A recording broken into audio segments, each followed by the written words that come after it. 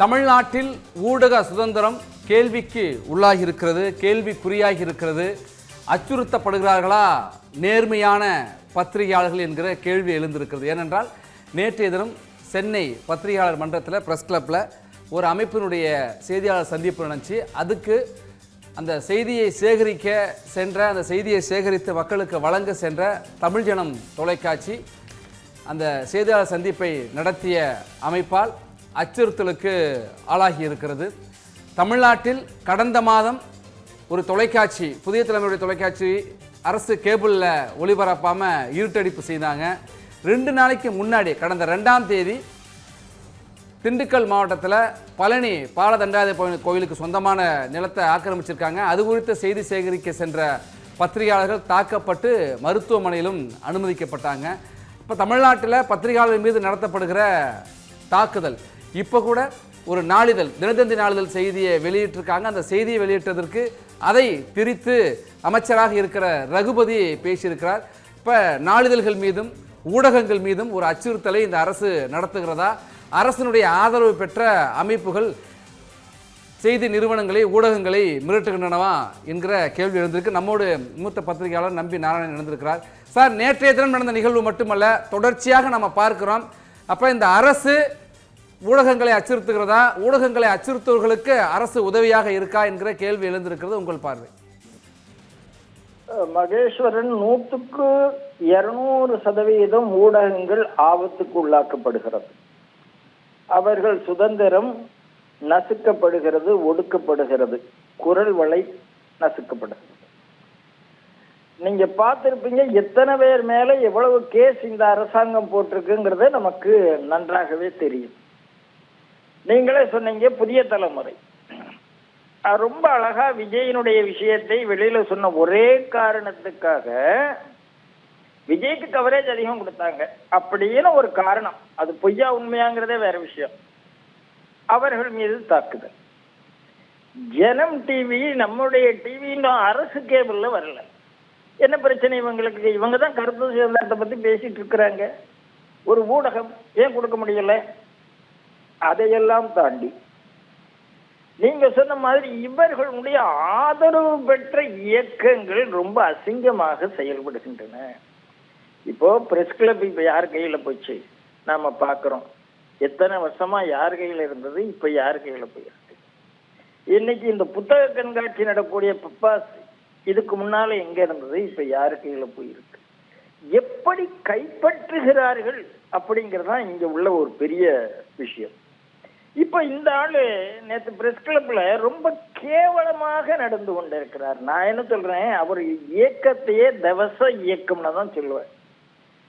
தமிழர்களை கொன்று குவித்த, இலங்கை தமிழர்களை கொன்று குவித்த, அவர்களுக்கு ஆதரவு என்று சொல்லிக்கொண்டு இலங்கை தமிழர்களின் காசை வாங்கி கொண்டு நடத்தும் ஒரு இயக்கம், அவர்களை கொண்டு கொடுத்த காங்கிரஸ் திமுகவோடு சேராமல்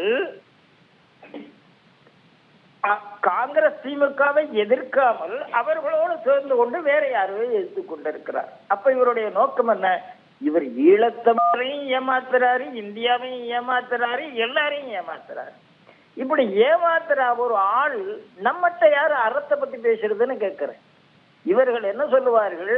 பாஜக அரசு, இந்த அரசு, இந்த அரசியெல்லாம் வெறுப்பு அரசியல் செய்கிறது, சுதந்திரம் வேணும் அப்படிலாம் சொல்லுவாங்க. வெறுப்பு அரசியல் யாரு பண்ணான்னு நேற்று தெரிஞ்சு போச்ச.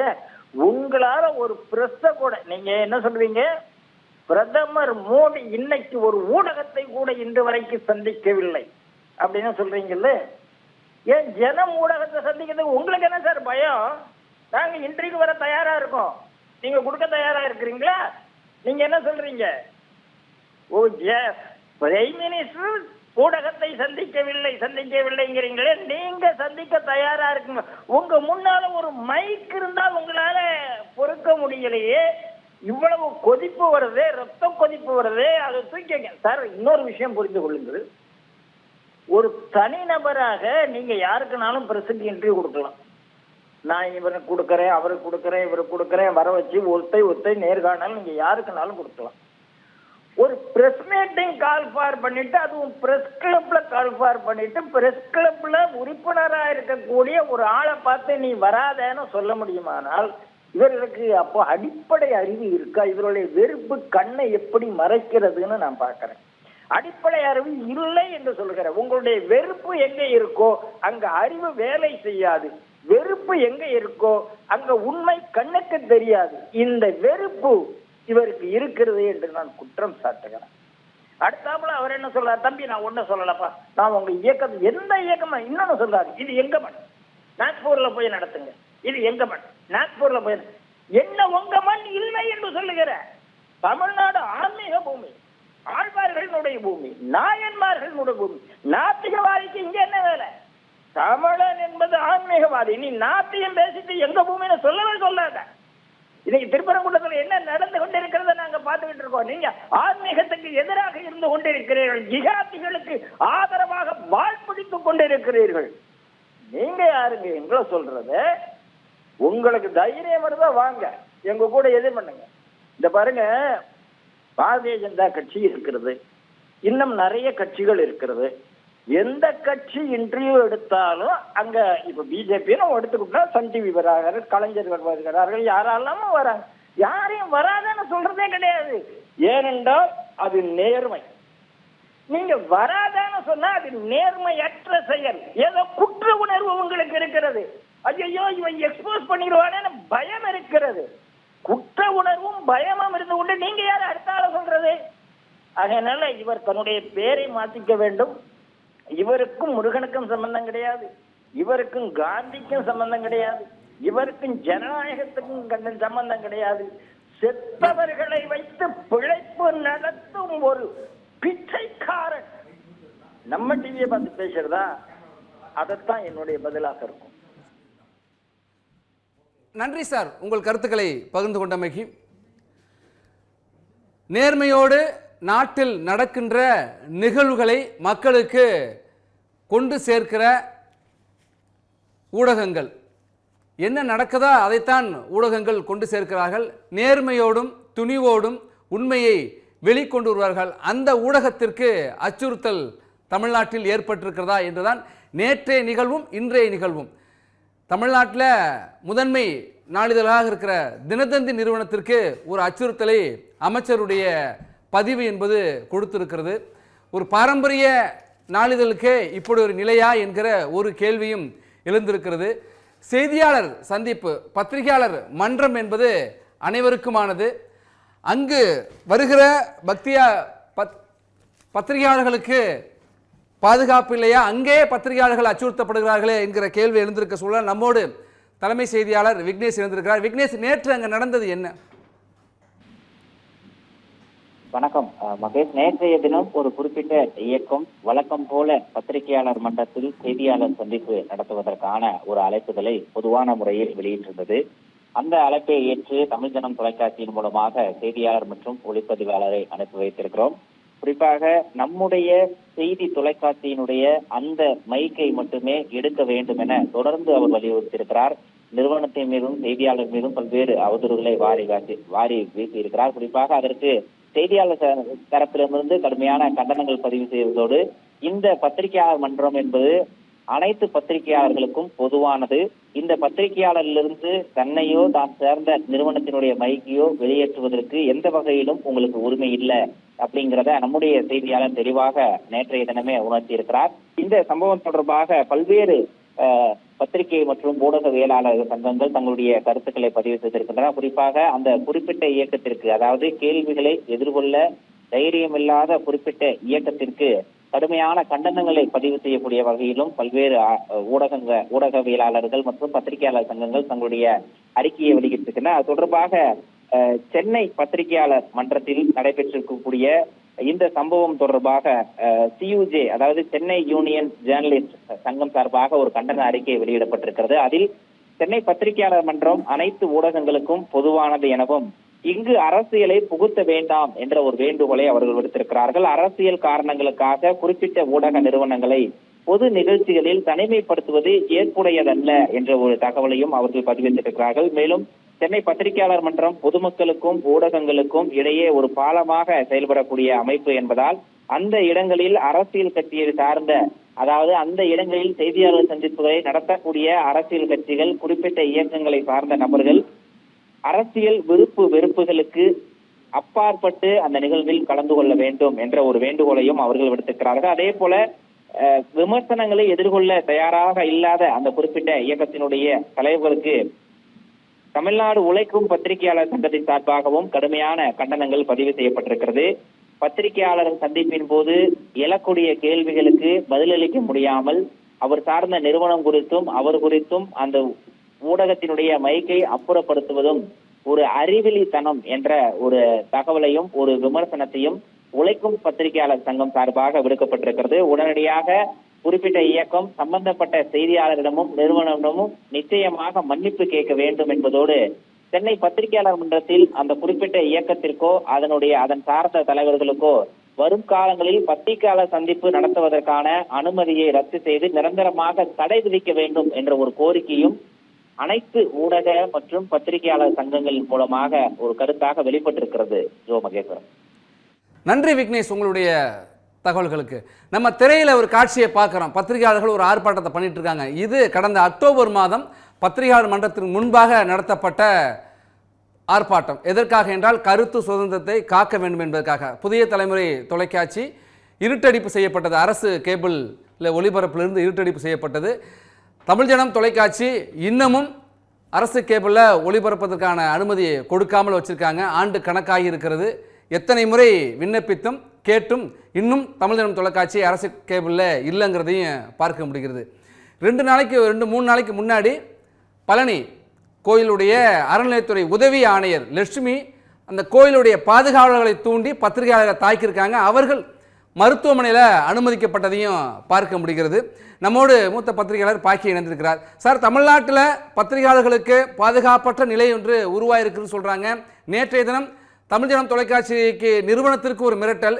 இன்றைய தினம் தினத்தந்தி செய்தியை சுட்டிக்காட்டி அமைச்சர் ரகுபதியினுடைய ட்விட்டர் பதிவு ஒரு பாரம்பரிய நிறுவனத்திற்கும் ஒரு மறைமுக மிரட்டல் என்று சொல்றாங்க.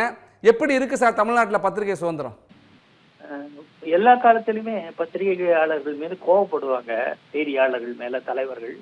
ஆனா அது நிரந்தரமா இருக்காது. கொஞ்ச நேரம் கோவப்படுவாங்க, கோபத்தை வெளிப்படுத்திடுவாங்க திருப்தி இல்லாத போது. ஆனா இப்பெல்லாம் மிரட்டல் அதிகரிச்சுட்டு வருது. ஒரு குறிப்பிட்ட பத்திரிகையாளர் மீது தாக்குதல் நடத்தப்பட்டு தென் மாவட்டத்தில் அவர் பேர் மறந்துட்டா சில ஆண்டுகளுக்கு முன்பு இறந்தே போயிட்டார் ஒரு பத்திரிகையாளர். பல பத்திரிகையாளர் மீது மிரட்டல் அச்சுறுத்தல்லாம் நடக்குது. இப்போ நேற்றைய தினம் உங்க தொலைக்காட்சியினுடைய நிருபரே மிரட்டப்பட்டிருக்கார். மாற்று தரப்பினர்கள் எல்லா அரசியல்வாதிகளும் உண்டு. எல்லா அரசியல்வாதிகளும் இப்ப சீமான் கூட ஒரு தனியார் தொலைக்காட்சி நிருபரை பார்த்து மிரட்டிருக்கார். இது மாதிரி மிரட்டல் விழுவதற்கு ஒரு பக்கம் இருக்கட்டும். ஆனா தொடர்ந்து தாக்குதல், இப்ப சவுக்கு சங்கர் அரெஸ்ட் ஆனது, பத்ரி சேஷாதிரியே தேவையில்லாம கைது பண்ணாங்க. இந்த மாதிரி கைது நடவடிக்கை அச்சுறுத்தல் என்பது தேவையற்றது. இந்த அரசாங்கம் முதலமைச்சருடைய கவனத்துக்கு போகிறதா அல்லது முதலமைச்சருக்கு இது தெரிந்து அவருடைய உத்தரவின் பேர்ல நடக்குதான்னு தெரியல. இது விஷயத்துல அரசாங்கம் குறிப்பா முதலமைச்சர் விழிப்போடு இருந்தா இது போன்ற அசம்பாவிதங்களை தவிர்க்கலாம்.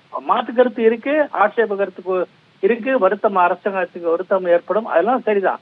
அதே எப்படி சமாளிக்கணுமோ அப்படித்தான் கையாளணுமே தவிர அச்சுறுத்தல் என்பது தவறு. ரெண்டாவது, நேற்றைய தினம் ஒரு பத்திரிகையாளர் கூட்டத்துல ஒருவர் சென்னை பிரஸ் கிளப்ல பத்திரிகையாளர் மன்றத்திலேயே வெளியே போ அப்படின்னு சொன்னதா கேள்விப்பட்டேன். அது போன்றதெல்லாம் கடும் நடவடிக்கை, கடும் ஆட்சேபத்துக்குரியது. அந்த பத்திரிகையாளர் மன்றம் அது தொடர்பாக ஒரு அறிக்கை விட்டிருக்கணும். அது பண்ணாம போட்டது. ஏன் அவருடைய சொந்த அலுவலகம் வந்து பரவாயில்ல, பத்திரிகையாளர் மன்றம் பொது இடம், அங்கேயே மிரட்டி இருக்காங்க. இதெல்லாம் வருந்தத்தக்கது.